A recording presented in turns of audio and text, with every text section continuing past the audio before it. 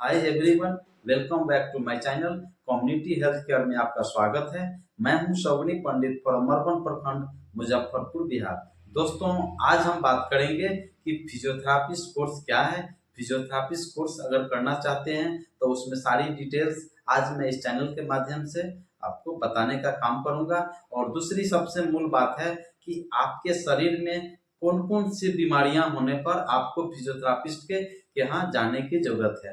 दोस्तों, अगर आप ज्वाइंट पेन से परेशान है, आपने बहुत सारा दवाइयां खा लिया, बहुत सारे लंबे समय से दवाई खा रहे हैं, अर्थराइटिस की समस्या है, ऐसे में आपको फिजियोथेरापिस्ट सेंटर जाने की जरूरत है। फिजियोथेरापी का स्पष्ट रूप नाम है फिजियो, यानी फिजिकल एक्टिविटीज, शारीरिक गतिविधियां।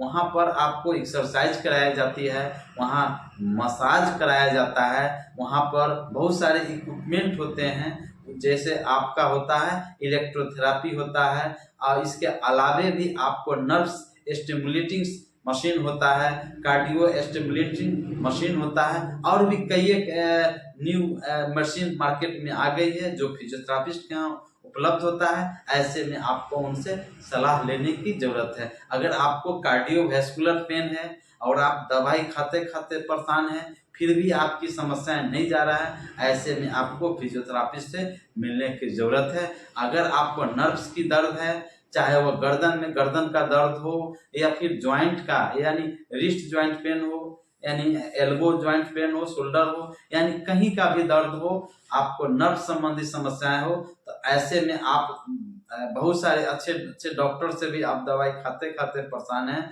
उसके बावजूद भी आपकी दर्द की समस्या नहीं जा रहा है, तो ऐसे में आपको फिजियोथेरापिस्ट की यहाँ जाने की जरूरत है। बच्चों में जन्मजात विकृतियां आता है, जैसे पैर टेढ़ा हो जाना, हाथे टेढ़ा हो जाना, चलने में कठिनाई होना, बच्चा ठीक से नहीं चल पाना, बच्चे का हड्डियां कमजोर होता है ना, और भी कई एक रीजन होते हैं। तो ऐसे में आप दवाई खिलाते हैं, उसके बावजूद भी आपकी समस्या दूर नहीं होता है, तो ऐसे में आपको फिजियोथेरापिस्ट के यहाँ आप सलाह ले सकते हैं, फिजियोथेरापिस्ट के यहाँ आप चेकअप करा सकते हैं, जिससे कि आपकी जो समस्याएं हैं वह समस्याएं आपको दूर होगा। दूसरी बात है कि अगर देखते हैं कि बच्चों में पोलियो से ग्रसित हो गया, जिसके कारण बच्चे नहीं चल पा रहे हैं, ऐसे में पोलियो से ग्रसित बच्चे को फिजियोथेरापिस्ट डॉक्टर से आपको परामर्श लेने की जरूरत है, आपको दिखाने की जरूरत है।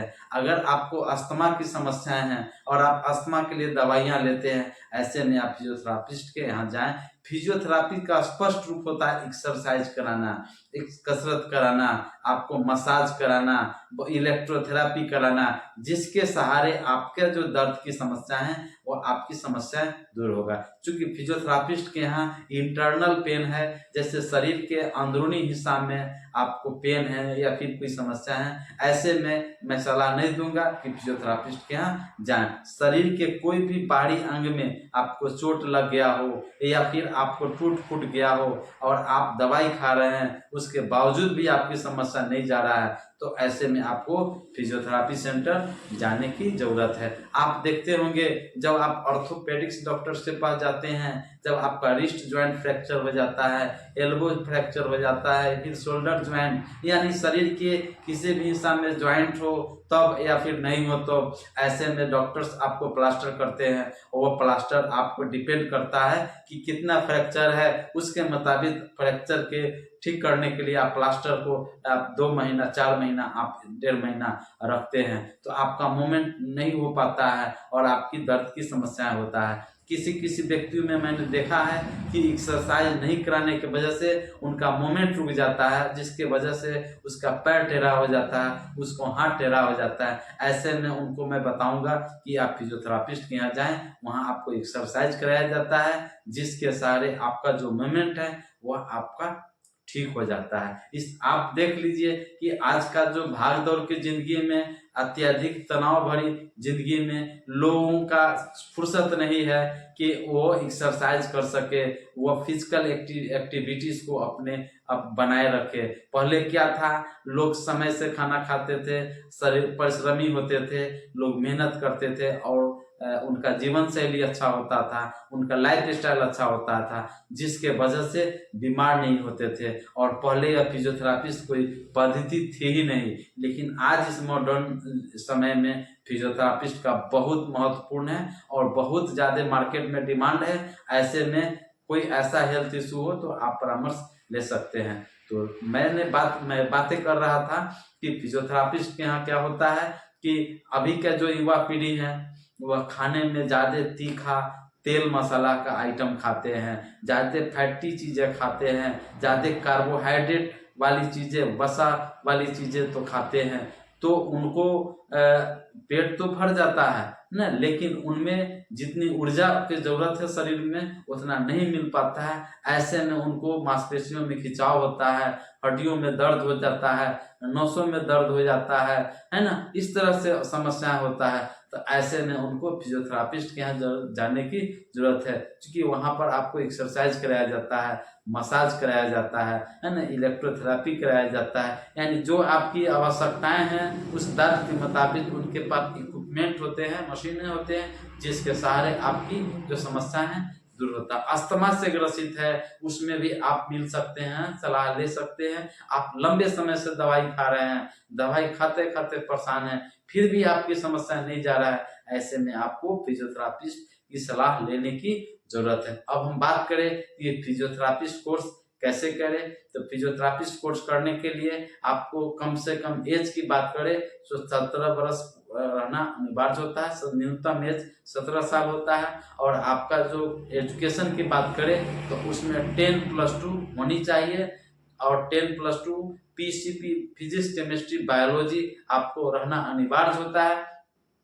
और उसमें कम से कम 50% मार्क्स आपका रहना चाहिए। आपको किसी किसी कॉलेज में आपका डायरेक्ट एडमिशन होता है, कहीं कहीं आपको एग्जाम देना पड़ता है, उसके बाद आपका उसमें एडमिशन होता है। अगर आप डीपीटी करते हैं, डिप्लोमा इन फिजियोथेरापिस्ट का करते हैं, तो उसमें 2 साल का समय लगता है। अगर आप बीपीटी कोर्स करते हैं तो उस कोर्स को नहीं, बैचलर इन फिजियोथेरापी का कोर्स करते हैं, तो इस कोर्स को करने में आपको लगभग 4 साल लग जाता है। और आपको 6 मंथ का इंटर्नशिप होता है, यानी 4.5 साल का समय लग जाता है। अगर आप एमटीपी करते हैं यानी मास्टर इन फिजियोथेरापिस्ट करते हैं, यानी या फिर पीएचडी करते हैं, तो आप जितना स्किल होगा, जितना आप पढ़ाई करेंगे, उतना आपका स्किल डेवलप होगा और उतना लोगों को बेहतर सेवाएं दे पाएंगे। लोग जो समस्या से ग्रसित है उसका आप निदान कर पाएंगे। अब हम फीस की बात करें तो किसी कॉलेज में 70,000 रुपया ले जाता है सालाना, किसी के 80,000 रुपया ले जाता है, किसी के यहाँ 1 लाख ले लेते हैं, कहीं 90,000 लगता है। इस तरह से उसमें खर्चे आती है प्रत्येक वर्ष।